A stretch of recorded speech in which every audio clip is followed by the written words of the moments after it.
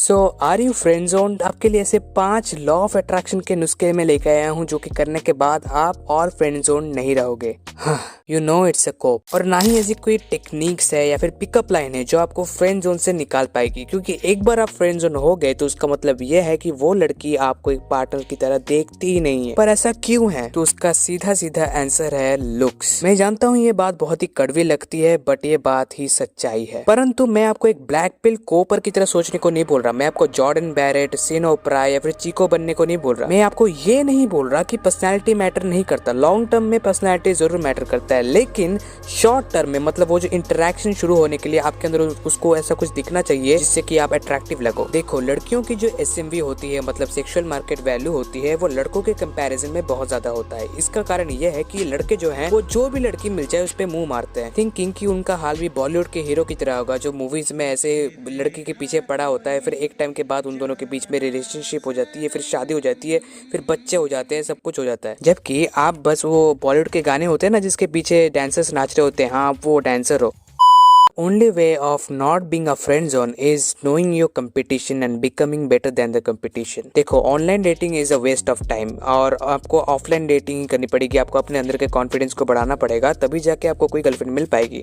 और उसमें अगर आप इंप्रूवमेंट करते हो तो आपको सक्सेस मिलेगा। लेकिन जब ऑनलाइन डेटिंग की बात होती है ना, वहाँ पे बस हुकअप ही चलता है। एंड सॉरी टू से, hookup culture is only for chats, जो कि अच्छी बात है। बिलीव मी, हुकअप कल्चर का एक बार आप हिस्सा बन जाते हो तो आपकी जिंदगी में टॉक्सिसिटी धीरे धीरे बढ़ने लगती है। So the only way of not being friend zone is knowing your competition, कि आपका कंपटीशन क्या है। उस कंपटीशन के हिसाब से आपको वो लड़की चूज करेगी।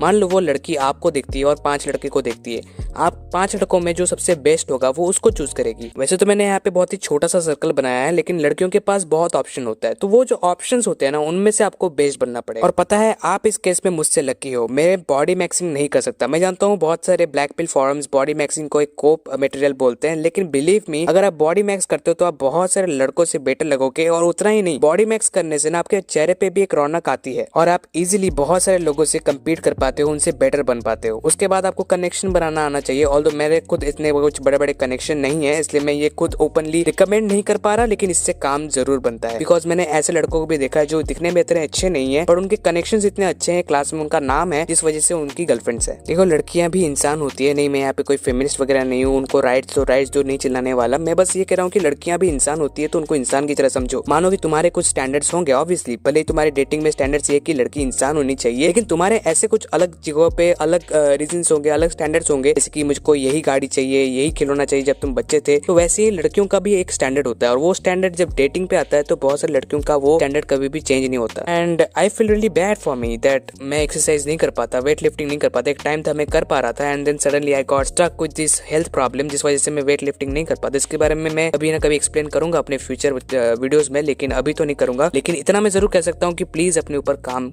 करो। दैट बीइंग सेड, आज का वीडियो बस इतना ही। उम्मीद करता हूँ आपको वीडियो अच्छा लगा। अगर अच्छा लगा then turn on the notification for future updates about everything you need to know. Peace out.